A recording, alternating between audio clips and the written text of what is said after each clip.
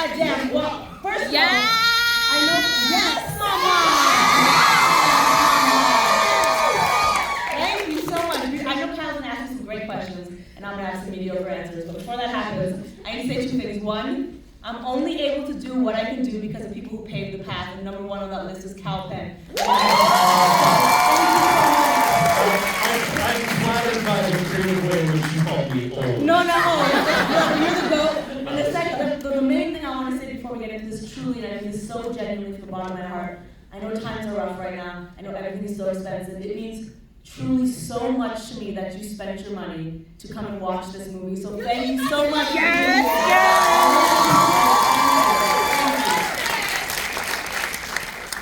First, I gotta say, welcome back to New York. Let's go New York! Whenever she comes to town, I always text her. I want her to feel lovely, full of every single second that she's here. This is our city, so it's really exciting to see. You know, I read this script before it was made. You know how much I loved it. You are a co-writer on this. You're a producer on this. You're a star in this, the star, the headliner of the movie. Yeah! What made you want to make this? Woo! I mean, trauma. This is just a transcription of my therapy, honestly. This is what it is. Listen, I don't know. I grew up in South Asian culture. I don't know what culture y'all grew up in. Maybe you can resonate. But since as small as I can remember, sex has been such a daunting topic for me. Like, I've been scared of sex my whole life. I was scared of sexuality. I felt so uncomfortable having this conversation. I never got the talk. I was never taught about it in school. And so up until adulthood, I've just been so uncomfortable when it comes to sex. And that's really been stressful for me because I feel like it can be a beautiful, amazing thing. Did you know women can enjoy sex? Did you know that? They don't tell you that, but that's a thing that can happen. And I just thought, wouldn't it be so wonderful and so healing if we could just normalize this conversation? And so 7 years ago, when the original writer, Neil Patel, emailed it to me, I was like, yo, I grew up with like American Pie and 40-Year-Old Virgin, but those movies, they're amazing, they're great, but they all kind of look the same way. And I thought, wouldn't it be dope if there's a woman, not only a woman of color at the center of a sex comedy? Wouldn't that be sick? And so I made it, and honestly, for little Lily, and for all other women and people out there that are like, yo, this is my experience. If you resonated with this, let me know. Raise your hand. I love that. Thank you. Neil, who had the original script that you guys that developed out, is a fantastic novelist as well. His books are incredible. I'm curious what your comedy influences were. They can be stand-up, they can be movies, they can cross genres. Like, what did you grow up with as your influences? You, honestly. But yeah, I think I grew up, honestly, I loved a lot of things. I was raised by like Fresh Prince of Bel-Air. You know, I was raised by Family Matters, things like that. I was raised by a lot of really great television movies, but I go back to, I don't think I realized that at the time, because it just seems sort of normal to only see one type of person or two types of people on the screen. I still feel like the reason I have a really great answer to that is because I never super related to anything growing up. I'll be real with you, the first movie I ever watched was a Bollywood movie. First song I ever listened to, it was Come On Pieko. The first song I ever listened to was Bollywood. The first concert I went to was a Bollywood concert. So I was very much so raised by Hindi cinema more than anything. Which is why the patriarchy runs so deep in my veins. So you grew up on Hindi cinema. Your first concert was Bollywood concert, and yet you started this movie relatively on time. I did, and that's actually why I put that. I don't know if anyone here is familiar with Hindi cinema, but there's a scene from Kabhi Khushi Kabhi Gum in the top of the movie, and that was so important for me to put into it because, as gay as I am now, once upon a time I was a critic Rosh who could get it, and that was my tribute to him. That was my tribute to him in that video. Can you talk a little bit about the casting process and were there specific things you wanted to accomplish? Everybody is very funny, and by the way, there are layers to the story in the costume. Totally. I have like 3 things to say. One, I'm very excited. I have 3 exact things to say. One is, I was very adamant on the casting of Alex's character, my love interest in the movie. Though I'm not throwing any other TV show or movie under the bus because I know it's really hard to get things made, and I know deep down any person behind the scenes trying to get things made is always the dilemma, and you'll know this, the dilemma of should it be perfect or should we get it made? And anyone behind the scenes of a movie, they're just trying to get it made. And sometimes you have to make sacrifices for the exec to get it made, which is why so many shows that have South Asian people in it, their love interest is white. I was very adamant that Alex should be another Asian person. I was like, I want this person, I want 2 Asian people to be there, because it's a show we see a lot. The second thing is, so when I finished the last draft of this movie, I submitted it to a bunch of execs, and one of the notes I got back was, so the Alex character seems kind of like flat, there's not much complexity to him, he's very one-dimensional, and I was like, correct. And that's because growing up in every movie I watched, the women were always in service of the men. They weren't very complex. They were just like the men were complex, and the women were just pushing the forward story for the men, and they accommodated the men. So I was like, I think it's okay for the man to be one-dimensional. I don't think it needs to be complex. Men have had their chance to speak, and in this movie, the women will be complex. And so that's why throughout he's just accommodating to whatever Maya says. She's like, I'm not gonna say. She's like, great. Great, sounds good. Like, you just be there, you look pretty, and you service the women for once. And I was very happy with that. And the third thing I'll say is, and I've actually said this to no other audience, but this is very fitting today, is that Utkarsh Badkar, who plays Sohan in the movie, which I love, actually was a last-minute casting, because the original casting for Sohan was Kal Penn. His friend. And then he got COVID. No, my dick was too big. Well, actually, and you still having us looking at that scene. I did. I got COVID, 2 days before or something. Right. And so we never got to make it. So I thought today we could make up for it.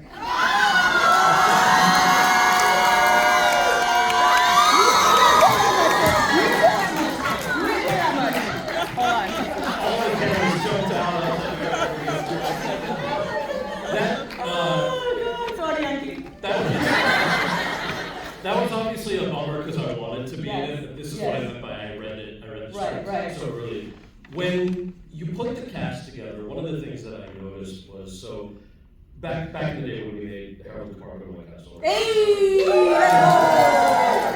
This is a name drop because I'm actually so curious how things are today. Like you had indicated that there's still a thing where if there's a person of color in a lead role, the love interest can't be another person of color. And we all know that that's still the reality. But then you see something like this, and we're all talking, it's obviously a diverse crowd, so we can talk about this stuff, but I am willing to bet you that this movie plays everywhere the studio grid thinks it won't play, which is what happened to Harold and Kumar. The studio execs at the time, they didn't give enough credit to white audiences all across America. They presumed that people aren't going to want to watch it because it was too Asian American and a comedy. They were wrong. People didn't just see it, and sure, it opened at first in like the bigger coastal cities, but people saw it in Omaha and Alabama and Alberta and like all of these places that you wouldn't necessarily think of. And I'm just so happy to see this. It's universally funny, it's diverse, it's everything that a really funny, great movie should be, so thank you for making it. No, I appreciate it. One thing I will say is that I think studio execs don't give credit to anyone, to be honest. I think they don't give credit to white audiences because I think white audiences can't understand diverse stories. Like, it's universal, it's about sex, everybody understands this. Yeah. I always make a joke, like, I wasn't confused watching Friends. Like, I understand what was happening there, it's not confusing to me. But one thing I'll say, and I'll be really just truthful and vulnerable, y'all already know I have no filter if you follow me go out. But one of the pieces of feedback we got in this movie that was quite triggering for me, honestly, was a lot of studio execs saying, understand it's a sex comedy, it's in the vein of 40-Year-Old Virgin. Sure, I was in it, there's a South Asian mom in it, and the feedback was, it's just a bit too niche. And the word niche is a trigger word for me. Because that basically means not enough people are going to relate to you, and the way you are, and the way you look. And I think that's honestly bullshit. I think that's stupid. I think you need to give credit to more audiences. That's why this is an independent feature. This is not a big studio budget. This is like, we worked on this for 7 years together, because I don't think any studio would have greenlit this or made it. And I was to keep it real and tell you, can I go on a tangent for a second? Okay, can I do that? Yes. Can I go on a tangent? Wait, not only do we want to hear your tangent, we have time. So Perfect! I'll just tell you real quick why I'm so grateful you're all here, okay? Because I feel like this movie, you supporting it, really means a lot to everyone that made it. It is, like I said, independently financed. I'll keep it 100. I have put so much money and resources into this movie. And I thank you. I appreciate that. And I'll keep it real with you. There is no world in which I make that money back. Like, I know that. I'm just telling you honestly. There's no studio budget. So for the press tour, I'm doing every flight, every hotel for me and my team, every hair and makeup wardrobe I paid for myself, every event I've contributed to. Because I was like, there's two types of projects. There's a project you do and you make money from, and you're like, work. And there's a project like this where I'm like, I don't care. I love it so much and I care about it so much. I don't need to make money. I will lose money on this project. I do not care. So when I say thank you for being here and thank you for spreading the word, I mean it from a very sincere, genuine place. Like, without your support, this would not have happened. And so I really appreciate you being here one more time for that. And when my videos are shot in a potato, you'll know why. Your home go broke. Okay? That's why.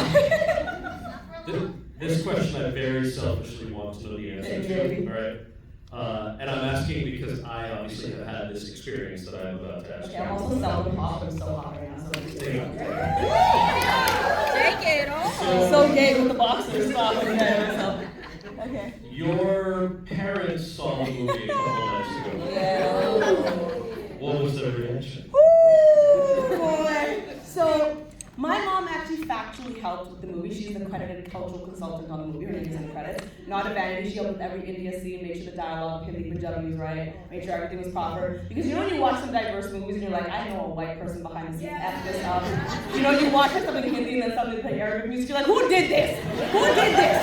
I was like, that's not going to be my movie, goddammit. My mom kept it 100. So my mom helped on the movie, but she had not seen it.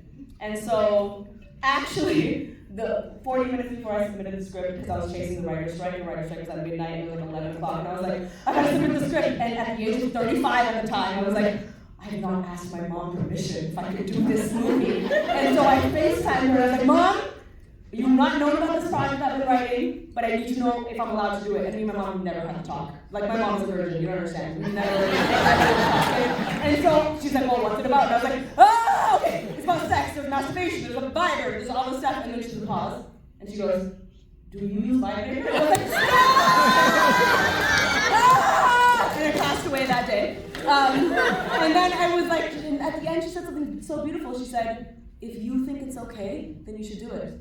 And it was so sweet. But 2 days ago, my parents flew to LA for the screening, and I was stressed, y'all. Stressed. Because I had to sit beside them watching this movie. My mom and my dad. I'm sitting there, my mom's here, my dad's there, and I'm like literally becoming deceased. I was like, this is not, okay? And so I look over at the masturbation scenes coming on, and I look over at my dad's just dying. And so afterwards, we get in the car, and I'm like, okay, but keep it 100, what'd you think? And my dad goes, honestly, I loved it. He was like, of course there's some scenes I felt awkward about, but I actually loved it. I'm so proud of you, and I didn't think it was a big deal. And actually today I was having a mild panic attack because I posted my parents reacting to this movie, right? And half the comments are good and half the comments are just pissed off Indians. It was like, how dare you show this to your parents? I'm like, do you think they're not gonna watch my movie?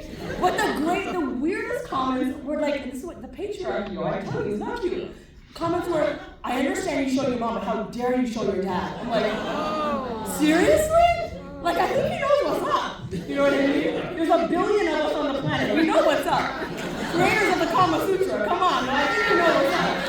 Right? So anyways, my parents were very supportive and very good. My mom was laughing her ass off during the whole thing. So it was very healing for me. You saw her laughing? I did. Yes, what a feeling. I know. And I heard my dad say the word sex for the first time in my life. Yeah. It's like he learned a new word. He's like, sex. And I was like, oh, yes, good, yes. It was fantastic. When you reminded me of one thing, when in terms of like people who are not South Asian and trying to write South Asian things, the very first movie I did, way back in the day, was a movie called Van Wilder. With Ryan Reynolds, who was fantastic. Yeah. But in Van Wilder, I played, the name of my character is literally Taj Mahal. Right? This is the late 90s, early 2000s, like, you want the job, you want a credit on your resume or not, that's it. There's like you and two other guys in brownface. Who's gonna get the job? So the character had a last name. And they're like, what do you, and I changed it. And they wanted like, give us like an Indian last name, make sure it's long.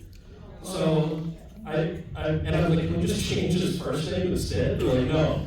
No, make him have a funny last name. So I made his last name Baranandaba.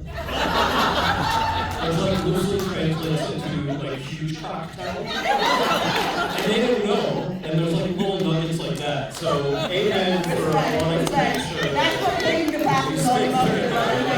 Gotta put little nuggets in there. 100%, absolutely. Yeah. Okay, getting a movie made, especially an independent film, is not an easy feat. I'm curious for what was your biggest hurdle, and what were you excited about your biggest opportunity in getting this done? Oh, okay. My biggest hurdle was the fact that money. Shooting it is expensive. We had a very small budget. We shot in Toronto for post-pandemic. Yes, are there people in Toronto? Oh my God! I love you all. Thank you. Hometown representative. I was shot in Toronto, and we were post-COVID, so there were still some COVID complications. Cast members following the flies. We were chasing the writer's strike. We actually shot it during the writer's strike. And so I don't know how many people here work in the industry or not, but a quick explanation would be, when you shoot a movie, every day they send you new versions of the script. So every morning there's blue pages, red pages, and they make tweaks based on what's happening. There was only one version of the script.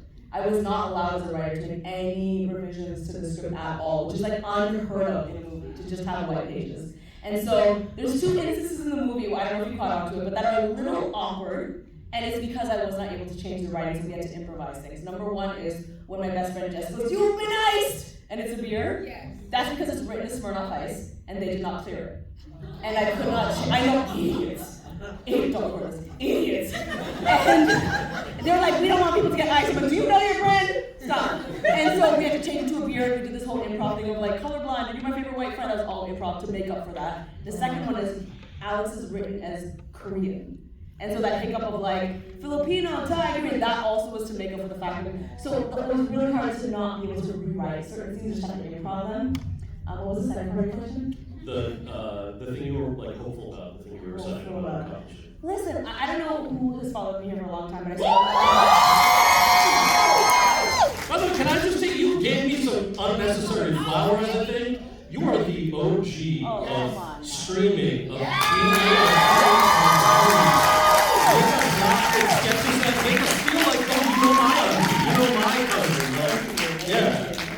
Well, yeah, that's true. But what? Say again? I got your lipstick. You got my lipstick? Damn, those were them straight days, baby girl. That's a throwback right there. But I started on YouTube, and I love YouTube, and I love what I do on YouTube, but I really want to act. And I feel like this industry wants to put you in a box always.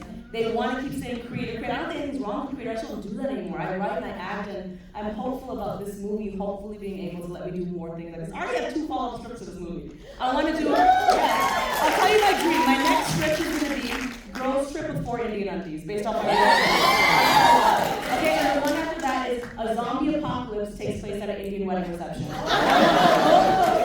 And so I'm hopeful about this opening doors to tell more stories like this. Why? Because I want to torment myself. I want to keep making stories that no studio exec will greenlight, so I can just torture myself over and over and over again. Literally, it's like I'm calling you having anxiety. Ladies, always here for it.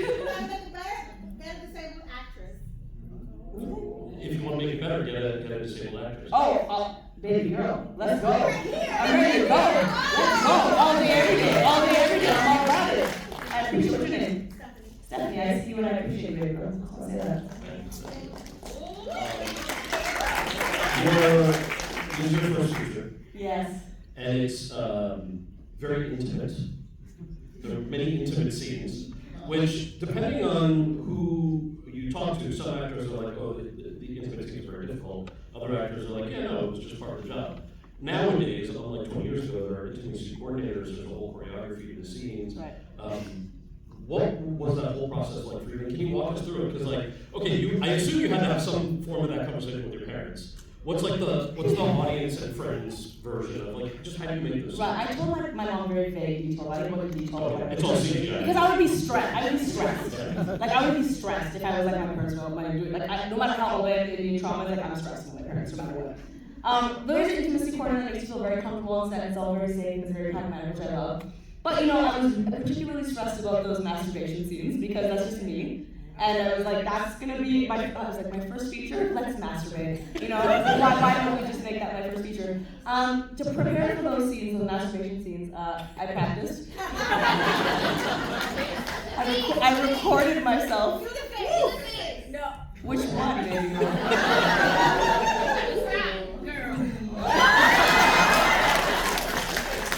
But I practiced a few days before, and I was like, what is my body doing? What do I do with my face? And then my assistant, God bless, y'all don't even want to see my search history, honestly, while shooting this movie. But my assistant was tasked with sending me every clip of a woman masturbating on the internet. And so there's like porn links, like just all my assistant. Like it's hard to make HR a thing when you're shooting a sex comedy. It's hard. I'm going to interrupt this for one reason. In the masturbation, and I know you're like, please ask more questions about that. In the masturbation scene, were there things you were not allowed to do or were advised not to do within? It's just you, right? Yeah. Like, were there things that your director or your execs were like, that crosses the line? No. Here's why I'm asking this. Yeah. I think it was the second Harold Noir, there's like an opening scene where Noir's jerking off. Yeah. And then he busts. And so I was like, oh, we're able to see that? They're like, yeah, is that okay? I'm like, oh yeah, that's great. So I was like, can it hit my face? And they were like, that's hilarious, yeah. And I was like, can my mouth be open and it goes in my mouth? I'm like, no, wait. Of course not. I'm like, oh, that's the fucking line? So, did you have one of those conversations? With you. You're such a freaking I love you so much. No, there was, but I feel like because in the first 5 minutes of the movie, the bar is set so high to begin with, you don't get jizz in her eye. You know what I mean? And I was very intentional about that. I was like, listen, today I've had so much anxiety. Today's opening night. Thank you for being here on opening night of this movie. Yes. But I'm well aware that there'll be half a group of people that are like, I see myself in this movie, I resonate so much with this, this feels like it was made for me. And then there'll be a group of people, and I'm gonna say, I feel like our community is the best to build us up and tear us down. So I'm gonna say there will be a lot of probably South Asian people, reading Indian men, who are like, we hate this. We don't want to see this at all. So I've had so much anxiety today knowing that's happening. But I still, the opening of the movie was a big debate because I was like, we're trying to normalize this subject that's really taboo. We have to go for it. Like we cannot, we just have to go for it and like have that shock value. So we set the bar high from the get-go. So during the masturbation, I'll show it. And the other intimate scenes was it always comfortable? Like, can I tell you the subtext behind this question? Please tell me. It's like, part of it is a process question for the film nerds, but the other part of it is like, we do rarely see ourselves sexualized in a way that's dynamic. Yeah. It's either polar or it's through the lens of somebody who's not us. Right. Exactly. And so what I'm really asking is, it's pretty empowering to see all of these characters have sexuality that's flawed, that's developed, that's underdeveloped, all of that. So what was that like when you were putting it together and when you were actually shooting this thing? Yeah, thank you for asking that. I wanted, for those reasons exactly, I wanted to make sure that it was always sexy. You know, I wanted Maya to be sexy. I wanted Garcia's character Sohan to be sexy. I wanted her to be desirable, and I wanted Alex to accommodate to her and think she's really hot and hit on her. All the intimacy scenes I felt really comfortable about. And you need to understand that during shooting this, I was gay as hell. So I was like, oh yeah, this is cute, this guy, I forgot about this. You know what I mean, a little bit of that. The one story I will tell you, I've told this story before, but I want to tell it again because it answers your question, but also hits on like why representation is so important. Often when we talk about representation, we think about actors on screen, maybe behind the scenes. I have learned new ways and versions of why representation is so important on this film that are just stupid. They're just dumb. And so, Utkarsh's scene, there's a full frontal penis. That is the prosthetic penis. It's not actually, I'm sorry. Because I couldn't do the movie. Yes, exactly. So, on set, there we are with the stunt double that has a prosthetic penis, and Utkarsh is a South Indian dark man, right? And so I was like, I don't need him to be swanging. I need people to know that the brown boy's got it like that. He needs to be swanging, okay? Which brown boy clapped at that? This guy in the back, like, let's go, I see you. I must listen. In my straight days, I know what Punjabi boys be packing, okay? Don't play with me, I know what's up. I was like, the people need to know. They need to know. And so the prosthetic penis comes out. You know what Utkarsh looks like. The prosthetic penis, pink. I'm like, I was like, sir, I don't know who the sir was. He was like the penis wrangler. I was like, sir, come here. I was like, you see how this, like, I'm not an expert by any means, but I feel like this is not correct. And he was like, this is the most I can do with makeup, the rest will have to be fixed in post-production. And I was like, I need you to promise me this will be fixed in post-production. He's like, absolutely. Fantastic, we go on and do the scene. Even the doctor was like, girl, I was like, I got you. Okay? I was like, I got you, I will not white-face your penis, I promise you I will not, okay? Draft one of the motherfucking movie comes to my inbox, I look what Karsh spent, bam, pink penis. I was like, bro! So I sent an email, I'm like, this penis does not match. And then every other producer who was not a producer of color was like, we don't understand what the big deal is. And I was like, you don't understand what the big deal is because it doesn't match this person's face. And me, not being an expert, I had to text with her, like, can you give me an idea of the complexion of your penis? And he's like, my wife checks my phone. I'm like, where? Can you ask her to send me a reference of what every penis would look like? And so he's like, yeah, it's not this light, it has to be darker. So now I'm like trying to tell them producers are not, because there I am on Google making a mood board of the penis, y'all. I'm out there Googling South Indian porn actors, and there's not a lot, let me tell you, okay? I make a whole mood board of darker penises. And finally, after like 4 revisions, get them to make it, because the feedback was, we think if it's too dark, you'll lose the joke. And I'm like, you'll lose, I was like, you would understand this if it was a white actor and a black penis, right? You would understand it. So like, this is what I mean when I say representation matters, because the reason that penis matches is your girl, okay? Your girl, that's right. I want you to coach to write an article for the New Yorker. I would love to read that. Just the New Yorker. Absolutely. He still has no text. The mood board is still in our text. Like, this is just crazy. I was like, I know. All right, I think we have time for 2 more questions because you have another screening. I do have that. Also, can I just say on that note, I know the screening is tonight. Yeah. Please, if you like this movie, can you just do me a solid? I have 2 favors to ask for. Like, one who has Letterboxd here, raise your hand.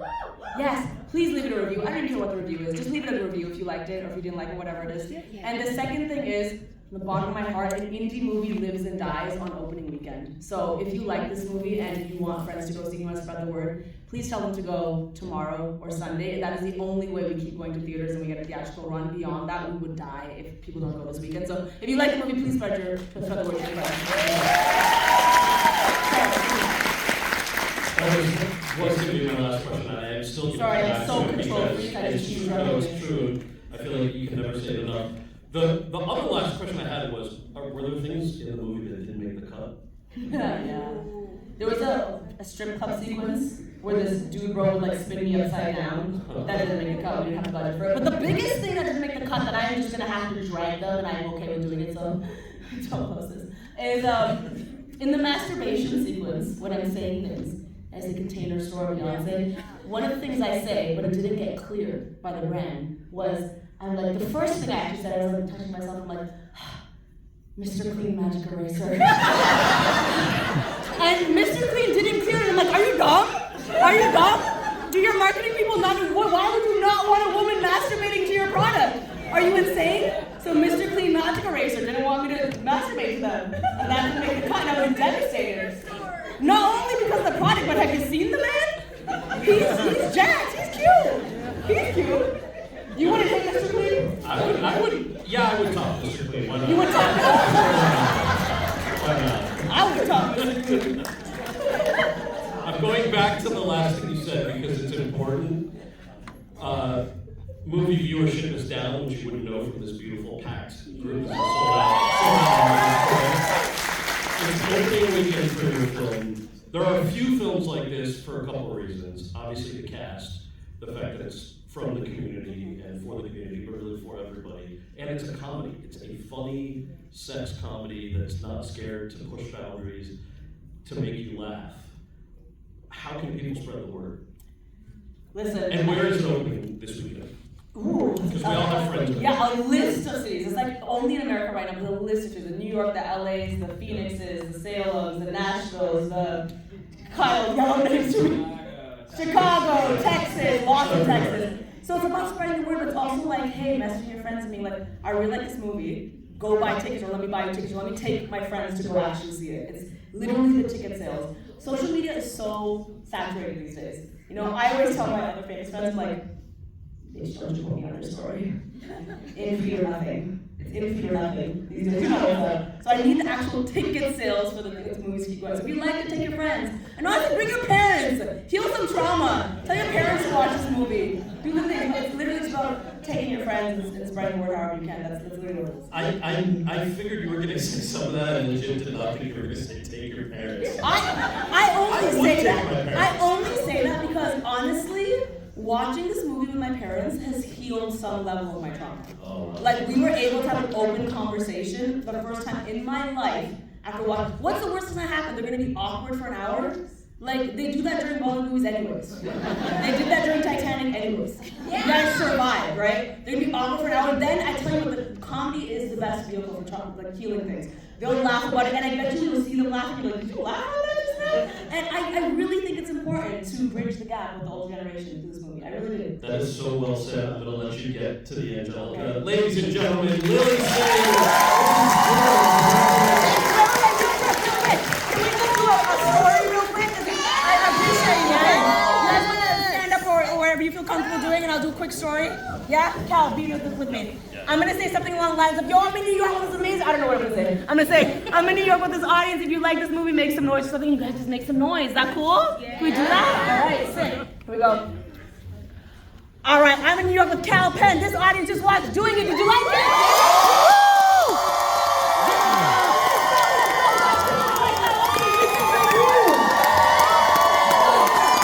Oh, I didn't record. I'm gonna do one. Do it. Get in here Do with it. me. This is a good idea. Yes. You Get that engagement don't in. warm it up. Ladies and gentlemen, we're here with Lily Singh on her opening night of Doing It.